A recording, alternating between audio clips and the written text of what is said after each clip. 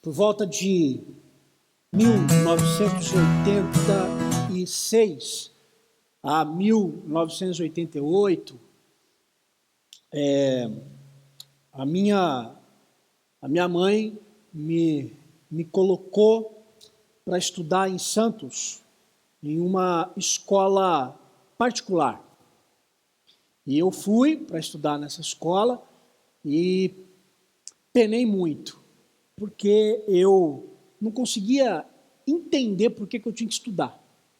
A minha mãe também trabalhando sozinha, tendo que cuidar de mim, também não tinha muito tempo para explicar, olha, é importante você estudar por conta disso, disso, disso. Então, eu tive muita dificuldade quando eu fui para a escola, porque a escola tinha um nível de exigência maior, e eu muito inquieto, né?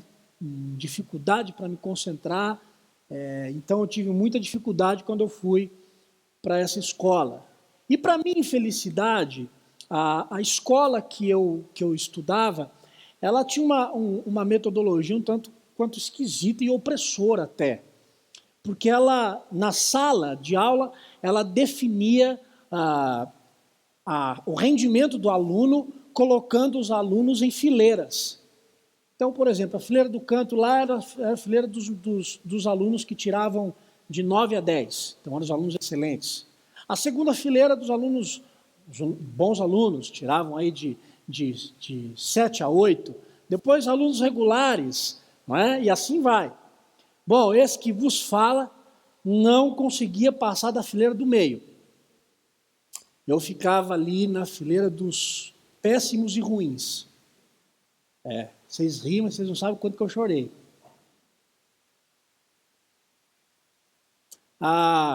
E 2 anos foi assim, essa luta, né? Essa vergonha que eu passei. Eu me lembro que na primeira fileira, lá do canto, tinha um japonês, assim, parecido com o Hélio. Eu tenho preconceito contra o japonês. Porque eu olho para japonês e já me lembro do 10 daquele japonês, né? E eu sentado lá naquele canto, olhava para o japonês assim e falava, vou quebrar esse cara no futebol. Você pode tirar 10, mas no campo, aí é outra história, né? Então, depois em 89, 90, nós saímos de Leme, saímos de Santos e fomos para Leme, e então eu descobri o mundo, porque em Santos minha mãe me prendia muito, e em Santos minha mãe me prendia muito quando eu cheguei em Leme, uma cidade interior, se bem que Leme, né, uma cidade muito desenvolvida e de uma capacidade maravilhosa. Então eu comecei a descobrir, comecei a andar na rua, e comecei a jogar bola na rua, e só queria jogar bola na rua, fui para uma escola pública, e aí eu percebi que realmente eu não nasci para estudar, não tinha nascido para estudar. E aí eu ficava de recuperação, reprovei pela minha vergonha, reprovei acho que uns 2 anos, 3 anos, reprovei. Que vergonha, seu Altair. Reprovei 3 anos. E depois, em 1999, em setembro, eu recebi a voz do Senhor me chamando para o pastorado. Deixei emprego, deixei tudo, passei o ano de 2000, aí você já conhece a história dos dramas do seminário, as 2 reprovações, aquela toda que você já conhece. Quem não conhece, então prega o evangelho, traga mais gente para cá, que depois eu reconto no próximo ano. E aí eu fui para o seminário, e estava feliz da vida lá no seminário, aula de teologia sistemática, e aí eu me sentindo o teólogo. Eu sou teólogo. E aí o professor deu um livro para ler, eu fui para o seminário, abri o livro, e quando eu abri a primeira página, li a primeira página, que beleza, folhei a segunda página, quando eu cheguei na terceira, eu já, o que ele fala mesmo? Eu voltei na primeira página de novo, li de novo a primeira, li de novo a segunda, cheguei na terceira, fui para a quarta, quando eu cheguei na quarta, eu já tinha esquecido tudo e tinha que voltar de novo, e foi uma luta, e assim eu passei os meus 4 anos do seminário. Aprendi a estudar lá. Saí do seminário, a igreja do Guará, mais louca que eu, me chamou para pastorear a igreja, e eu aqui fiz uma prova para o mestrado, e entrei no mestrado. Eu falei, olha, começando a mudar a história, hein? Aquele japonês da ponta, eu vou te alcançar. E foram 5 anos de luta, assim, eu aqui tendo que administrar o tempo de pastoreio da igreja, que a demanda é grande, pode acreditar em mim, a demanda da igreja é grande, e junto com a demanda eu ia para o mestrado em São Paulo, no Mackenzie, e quando eu voltava com um mínimo de 1.200 páginas para ler, tendo que escrever 2, 3 artigos de 15 páginas para entregar. Eu ficava louco, né? Então, eu fiz o mestrado todo, fiz a minha dissertação, e eu quero pegar aqui carona com a Valéria e com a Dani, para também testemunhar que terminei o mestrado agora nesse ano, e terminei o mestrado, né? Fiz a minha dissertação, e o professor gostou muito, e agora vou me formar em fevereiro. Então, estou muito feliz, foi um tempo de muito suor, de muita luta, né? Então, louvo a Deus também por esse... Não vou cantar. Não vou cantar, vou pregar, Valéria. Então, eu agradeço muito a vida da igreja, que me aguentou também durante esse tempo, em que eu também tive que me dedicar aos estudos, e aí eu vejo algo maravilhoso acontecendo também na minha vida, porque eu dediquei a minha dissertação àqueles que não valorizaram o estudo em algum momento das suas vidas, mas que por um despertar perceberam quão valioso é o estudo e conseguiram suas vitórias com muito esforço, com muita lágrima e muita dedicação. Eu sou a figura dessa pessoa. Portanto, corra atrás. Corra atrás. Sente na cadeira e estude. Não tem jeito. Sente na cadeira e estude. Se você não fizer isso, eu não posso fazer por você. Então, e eu não quero parar, já estou fuçando outras coisas por aí. E Deus há de derramar a graça deles sobre nós. Então, eu gostaria de compartilhar também a minha vitória com a igreja. Amém? Amém. Bem, nós estamos aí na época do Natal e eu não poderia deixar de trazer uma mensagem sobre o assunto, tendo em vista que semana que vem nós temos a cantata. Prometo tentar ser o mais objetivo possível, por conta do tempo, mas eu também não vou deixar, né, esse momento tão precioso da nossa vida, que é a de meditação da palavra, não vou passar atropelado, mas eu pretendo ser o mais objetivo possível, tá? Eu quero convidar você a abrir a sua Bíblia, em Mateus, no capítulo 2, versículos de 1 a 12. Tendo Jesus nascido em Belém da Judéia, em dias do rei Herodes, eis que vieram os magos do Oriente a Jerusalém e perguntavam: onde está o recém-nascido rei dos judeus? Porque vimos a sua estrela no Oriente e viemos para adorá-lo. Tendo ouvido isso, alarmou-se o rei Herodes e com ele toda Jerusalém. Então, convocando todos os principais sacerdotes e escribas do povo, indagava deles onde o Cristo deveria nascer. Em Belém da Judéia, responderam eles, porque assim está escrito por intermédio do profeta: e tu, Belém, terra de Judá, não és de modo algum a menor entre as principais de Judá, porque de ti sairá o guia que há de apacentar a meu povo Israel. Com isso, Herodes, tendo chamado secretamente os magos, inquiriu deles com precisão quanto ao tempo em que a estrela aparecera. E enviando-os a Belém, disse-lhes: ide informar-vos cuidadosamente a respeito do menino, e quando o tiverdes encontrado, avisai-me, para eu também ir adorá-lo. Depois de ouvirem o rei, partiram, e eis que a estrela que vinha do oriente os precedia, até que, chegando, parou sobre onde estava o menino. E, vendo eles a estrela, alegraram-se com grande e intenso júbilo. Entrando na casa, viram o menino com Maria, sua mãe. Prostrando-se, o adoraram, e abrindo os seus tesouros, entregaram-lhe suas ofertas, ouro, incenso e mirra. Sendo, por divina advertência, prevenidos, em sonho, para não voltarem à presença de Herodes, regressaram por outro caminho à sua terra. Vamos orar?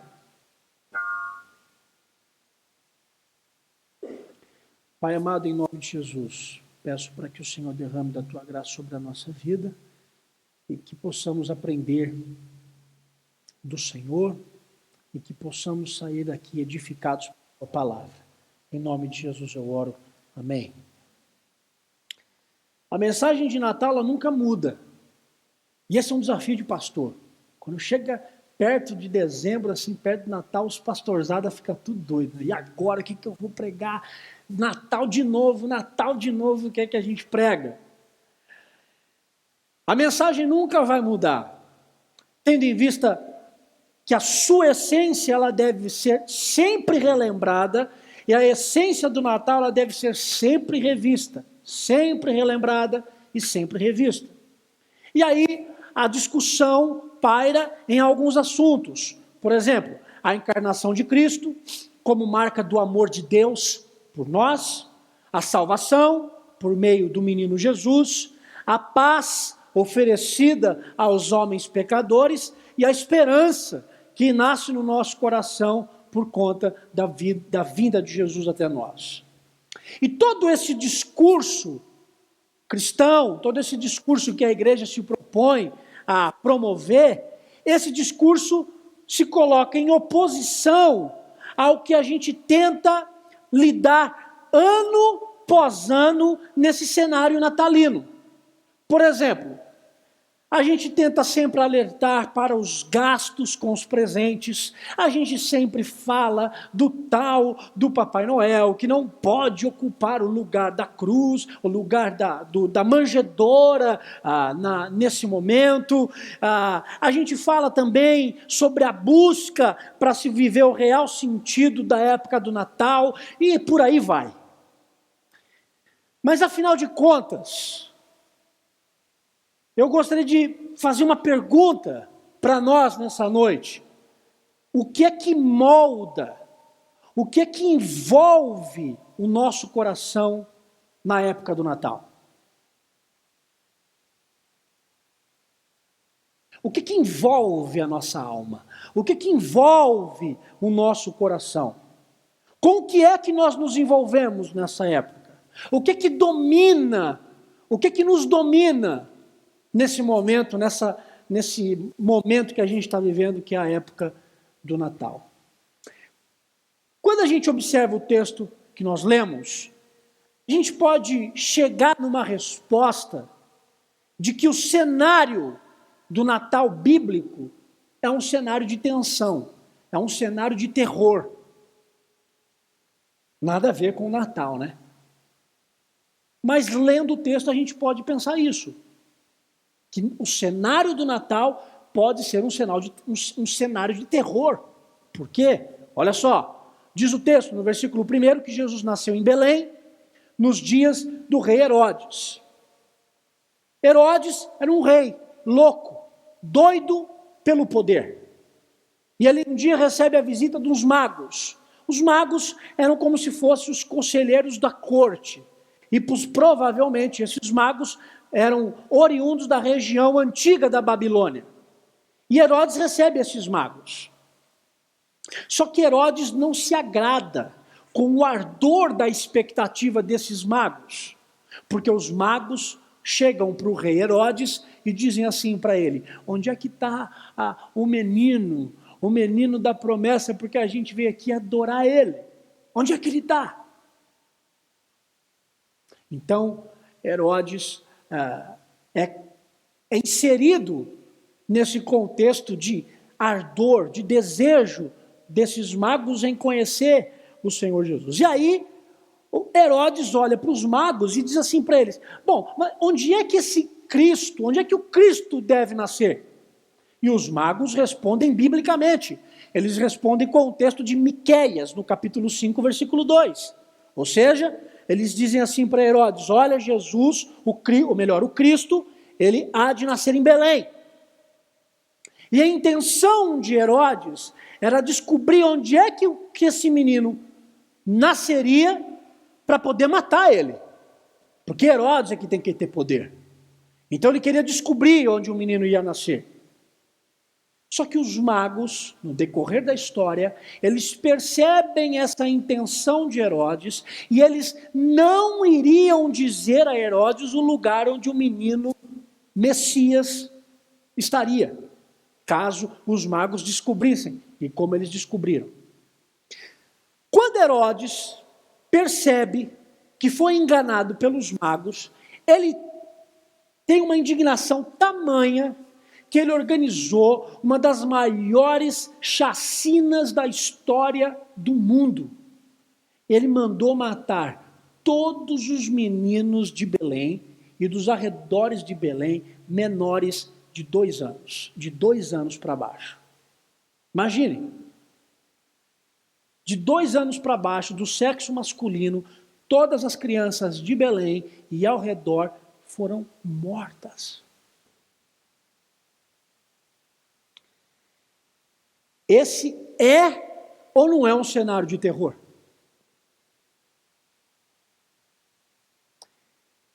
É de terror, de muito terror.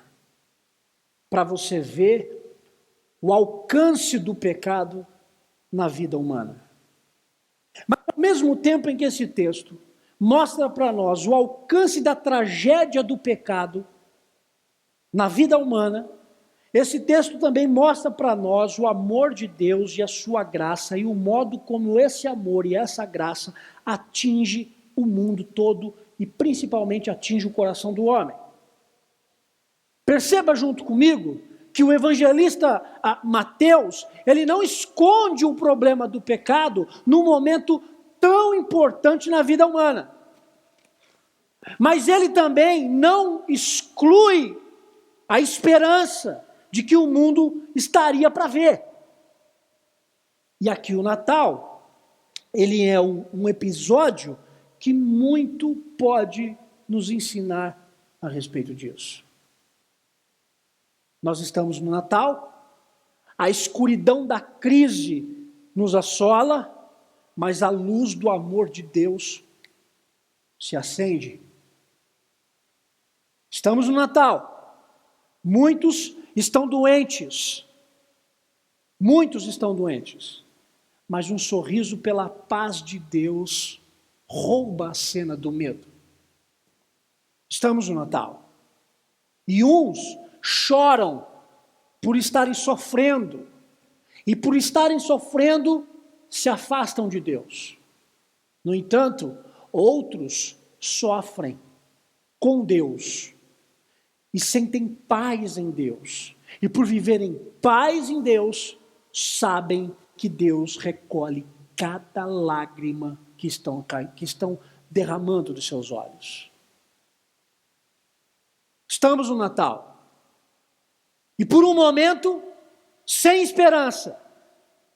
Mas quando os nossos olhos são voltados para a manjedoura, de súbito um brilho se reproduz nos nossos olhos e faz ressuscitar a nossa esperança de novo. O que é que nós temos no cenário de Natal? Terror e paz. Vida e morte. Até no Natal nós encontramos essa realidade. E aí então volta a pergunta que eu fiz. O que deve moldar, o que deve permear o nosso coração no Natal? O que deve vestir o nosso coração no Natal? O que deve dominar o nosso coração na época do Natal? 3 coisas. Primeiro, o que deve moldar o nosso coração no Natal é viver esse momento segundo a palavra de Deus. Eu vou repetir. O que deve moldar o nosso coração no Natal é viver esse momento segundo a palavra de Deus. Olha o que diz os versículos 5 e 6. Em Belém da Judeia, responderam eles, porque assim está escrito por intermédio do profeta: e tu, Belém, terra de Judá, não és de modo algum a menor entre as principais de Judá, porque de ti sairá o guia que há de apacentar a meu povo Israel. Quando os magos foram questionados por Herodes sobre a localidade do nascimento do Messias, como é que os magos respondem? Os magos respondem com uma citação bíblica. Eles respondem com o texto de Miqueias, capítulo 5, versículo 2. E tu, Belém, terra de Judá, não és de modo algum a menor entre as principais de Judá, porque de ti sairá o guia que há de apacentar a meu povo Israel. Esse é um texto de Miqueias. Os magos viveram aquele momento porque seus corações foram guiados pela palavra de Deus. Sabe qual é uma crise que a gente enfrenta hoje? É que nós somos levados a viver o Natal segundo o que achamos. Nós somos levados hoje a vivermos o Natal segundo o que nós achamos do nosso gosto pessoal, ou segundo o que a sociedade nos apresenta, segundo o que a sociedade nos ensina. Mas segundo o texto que nós lemos, Natal é muito mais daquilo que nós pensamos. Natal, segundo a palavra e do texto que nós lemos, é a celebração da salvação em Cristo. Uma celebração que passa necessariamente pelo nascimento de Jesus, ou seja, a encarnação. Mas eu pergunto para você, o que foi a encarnação? O que foi a encarnação? Bom, a encarnação é Jesus, é Deus tocando o solo da nossa terra. A encarnação é Deus se fazendo homem, se fez como um de nós e tocando o homem. A encarnação é Jesus deixando toda a sua glória para nos olhar nos olhos, compreender a nossa vida e pagar um preço alto por nós. Isso é encarnação.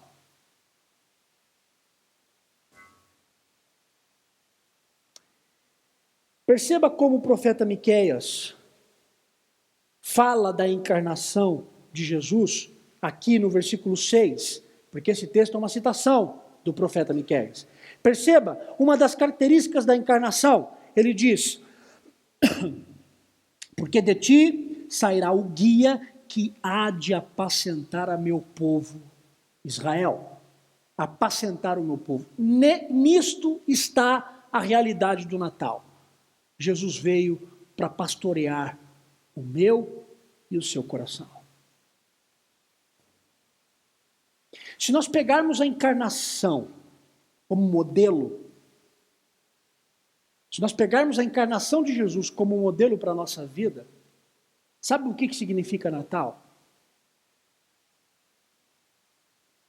Sabe o que significa Natal? Natal é tocarmos o outro. Isso é Natal. Natal é tocarmos o próximo. É tocarmos o solo do coração dos feridos, sem esperança, e levar até eles o menino Jesus que nasceu, que cresceu, que viveu, que morreu, que ressuscitou e um dia voltará. Sabe o que é a Natal com base na encarnação? Natal é eu e você descermos da nossa comodidade para irmos até o mundo complexo do nosso próximo. Porque quem está do seu lado é muito complexo. Muito complexo.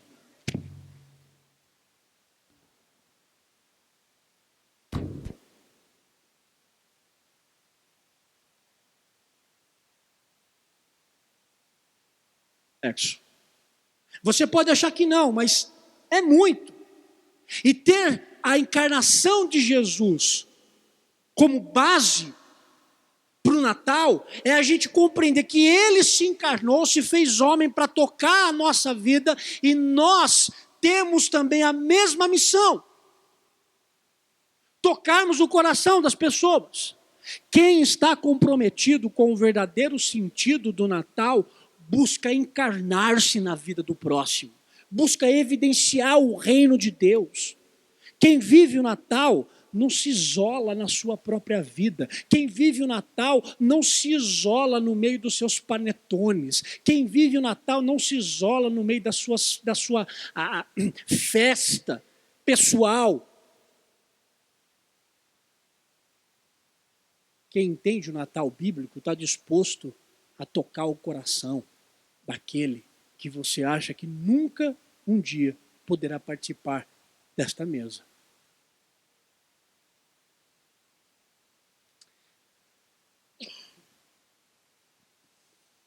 Quem vive o Natal não se isola em sua própria vida, mas busca promover pontes para que os outros vivam o evangelho que você também vive. Essa é a primeira característica. O Natal, o que deve moldar o nosso coração no Natal, é a gente viver esse momento segundo a palavra de Deus. Mas há uma segunda realidade.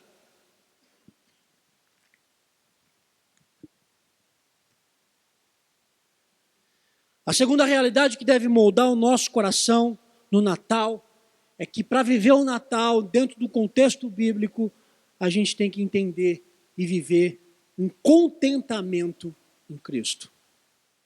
O que deve moldar o nosso coração no Natal é um contentamento em Cristo. Olha o que diz o versículo 11.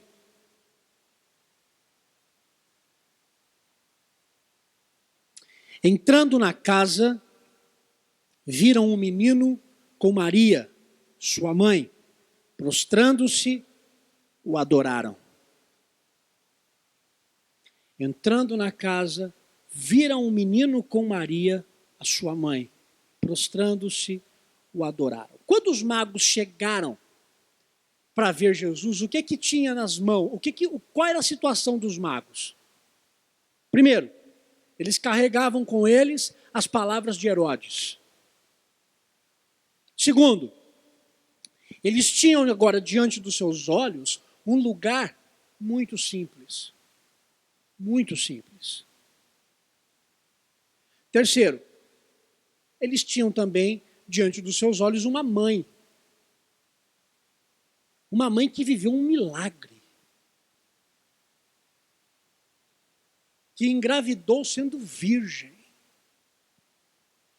Milagre. Mas para onde os olhos dos magos estavam focados? Na manjedoura. Os olhos dos magos estavam focados em Jesus, porque o intuito deles era adorar a Jesus. A atenção do coração daqueles homens estavam voltados exclusivamente em Jesus. Esse contentamento em Cristo, ele pode até ser melhor explicado se nós usarmos uma outra palavra. Intimidade. Como é que a intimidade está relacionada com contentamento em Cristo? Deixa eu te dar aqui um exemplo.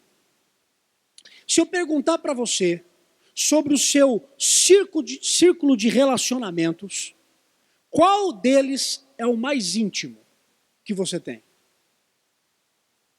Se eu perguntar para você, dos relacionamentos que você tem, qual é o mais íntimo? Bom, algumas pessoas vão levantar a mão e vão dizer assim, pastor, o círculo que eu tenho de mais intimidade é com meu cônjuge. é com meu cônjuge. Ok? Outros ainda vão dizer, olha, outros ainda vão dizer, olha, o meu círculo de relacionamento mais íntimo são alguns amigos que eu tenho, porque para eles eu conto tudo. Tudo. Então, eu tenho 3 amigos que conhecem toda a minha história. Ou alguém vai dizer assim, não, meu círculo de intimidade profunda é com um membro da família. Eu tenho um tio, eu tenho um primo, eu tenho uma irmã, não sei. A pergunta é, onde é que está Jesus?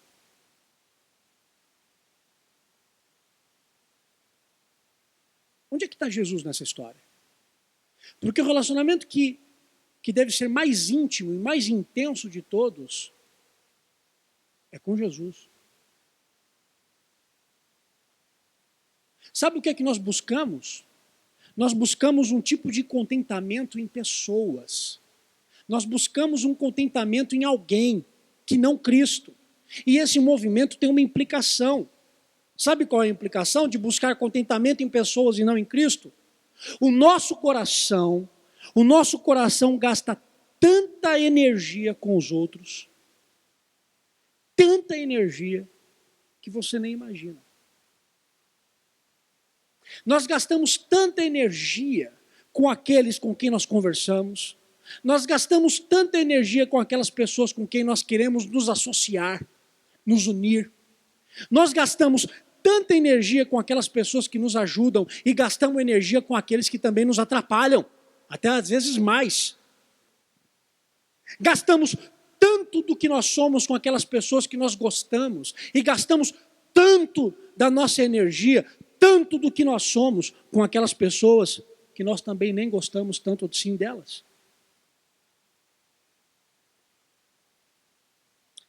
Perceba que essas pessoas podem ocupar toda a atenção da sua vida. Perceba que essas pessoas podem encher os nossos pensamentos e até em certo sentido essas pessoas podem nos dominar. E aí eu volto a perguntar, onde é que está Jesus nessa história?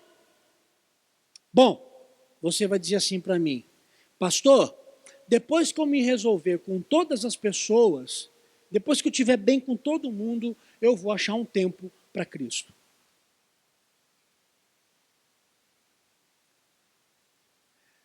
E você vai ter que ser agora muito sincero comigo e dizer, e até afirmar, que a gente gasta tanto tempo com essas pessoas, a gente gasta tanta atenção com elas, que até a gente não tem nem tempo para pensar no Senhor, mas nós pensamos nelas. E até mesmo quando a gente vai para a igreja, quando a gente está adorando, ou quando a gente está orando, a gente pode ficar tão distraído com essas pessoas, a gente pode ficar tão focado nessas pessoas, que são amigas, e até nos inimigos, que nós nos tornamos capazes de recitar uma oração mecânica, sem estar exatamente ligado naquilo que você está falando. Quantas e quantas orações nossas se tornaram mecânicas, porque a gente aprendeu aquele falar. E quando pede para você orar, você levanta e reproduz a mesma coisa. Quando nós olhamos para o texto, os magos chegam onde Jesus estava, e os magos não ficam abismados com Maria, falam, nossa Maria, você é uma mãe que teve um filho virgem, nossa, me conta isso. Não. Eles também não chegam lá onde Jesus estava, olha para José e diz assim, José, como é que você deu conta, cara? Me conta essa história, como é que foi? Não. Eles também não olham para os dois e dizem assim, poxa, mas vocês tiveram o Cristo nesse lugar aqui, simples, vocês tinham que ter um hotel, um ar-condicionado, um berço, que se afofe. Não! Quando os magos entram onde Jesus está, a atenção deles está completamente voltada na presença de Jesus. E no Natal, isso não pode ser diferente. Sabe por quê? Porque quando a gente chega nesse momento de Natal, a gente cai na tentação de buscar contentamento em alguém. A gente cai na tentação de buscar um contentamento em coisas, sendo que a nossa alma está desejosa por Cristo. Mas quando chega Natal, a gente quer contentamento em alguém. Ou você quer receber um presente de alguém, ou você quer dar presente para alguém, ou você quer estar com alguém. Isso tem o seu devido lugar, ok. Mas nós fazemos disso um absoluto na nossa vida. Portanto, o que deve moldar o nosso coração no Natal é um contentamento em Cristo, não nas festas, não em pessoas, ainda que tudo isso tenha o seu devido lugar. Mas o cristão entende que a sua alegria completa não está em dar ou receber presentes, está em Cristo que nasceu e gerou vida em você. Mas o terceiro e última verdade, o que deve moldar o nosso coração no Natal é uma consagração abnegada a Cristo. Uma consagração abnegada. Olha o que diz ainda o versículo 11, a segunda parte. Diz lá que depois dos magos terem adorado a Jesus, abrindo seus tesouros, entregaram-lhe suas ofertas. Olha só, quando a gente fala de consagração abnegada, nós falamos muito sobre dedicar tempo para Deus, orar, ler a Bíblia, estar na igreja. Não, eu me consagro de modo abnegado. Olha só, hoje é domingo, o culto está mais adiantado, eu não estou preocupado em ir para casa, eu estou aqui. E eu finjo que acredito, hein? Mas quando a gente fala de consagração abnegada, a gente fala desses pontos. Dedicar tempo a Deus, eu vou orar mais, eu vou ler a Bíblia. E todo esse processo faz parte. Mas não é o todo. A postura dos magos é de se pensar. É de se pensar. Primeiro, eles se curvam para adorar. Mas não ficou só nisso. Diz o texto que eles entregaram as suas ofertas.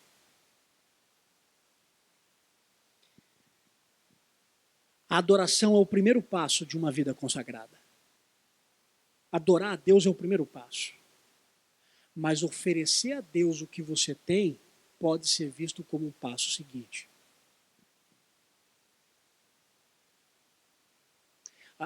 A gente pode ir muito bem no passo número 1. A gente vai bem nessa história de se curvar. A gente vai bem nesse negócio de levantar as nossas mãos enquanto o pessoal canta. A gente vai bem nisso. Mas para concluir o processo, não basta você apenas adorar, porque a adoração vai exigir de você uma entrega. Uma entrega. Uma entrega de tudo que você tem. Uma entrega de tudo que você conquista. Uma entrega de tudo que você é. Entregar. O mundo hoje fala muito em reter. O mundo hoje fala muito em obter. Eu tenho que reter, eu tenho que obter para ter uma vida de sucesso. Eu preciso ter dinheiro, eu preciso ter coisas, eu preciso obter isso, eu preciso reter. É para mim, é para mim, é para mim. Tá, encheu demais o meu bolso, eu distribuo um pouquinho com o outro, mas logo de seguida eu já encho mais. É para mim, obter, obter, obter. Mas uma vida de sucesso na percepção bíblica está muito mais associado a dar e repartir do que obter e reter.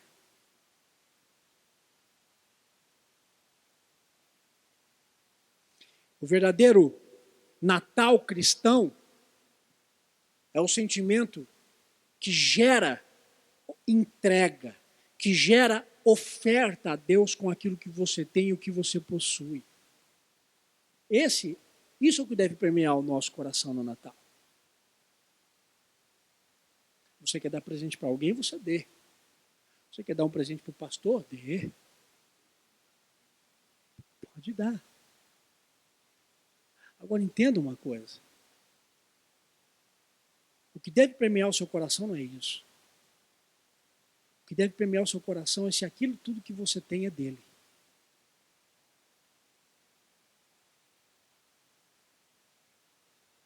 Se tudo que você tem é dele.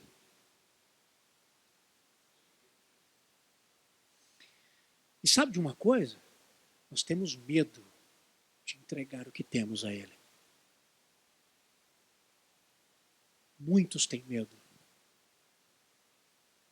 Sabe por quê? Porque tem medo de Deus pegar. E aí você diz assim, não, eu não vou dar porque Deus vai pegar. Ué, mas se é dele, não tem que pegar?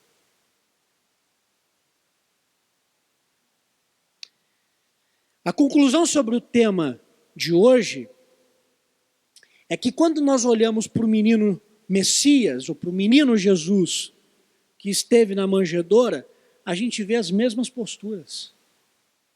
Primeiro, ele viveu uma vida pautada na palavra. Segundo, ele entrou na história humana de modo profundo e tocou o nosso coração para comunicar a salvação. E terceiro, ele se abnegou e entregou tudo o que tinha a Deus, inclusive a sua própria vida. Que o nosso coração seja embrulhado nessas três posturas.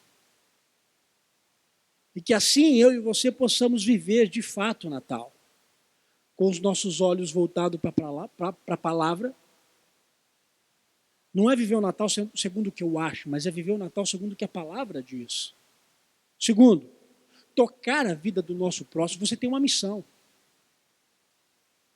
A sua missão não é chamar alguém para vir para cantar de semana que vem.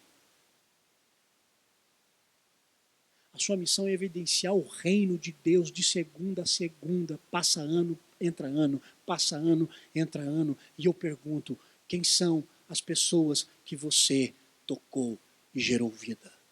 Elas estão aqui com você. Elas estão aqui com você. Terceiro, que nós possamos entregar tudo o que temos e tudo o que somos ao Senhor que se entregou por nós. Aí sim, a gente vai poder dizer, eu vivo um feliz Natal. Que Deus nos abençoe.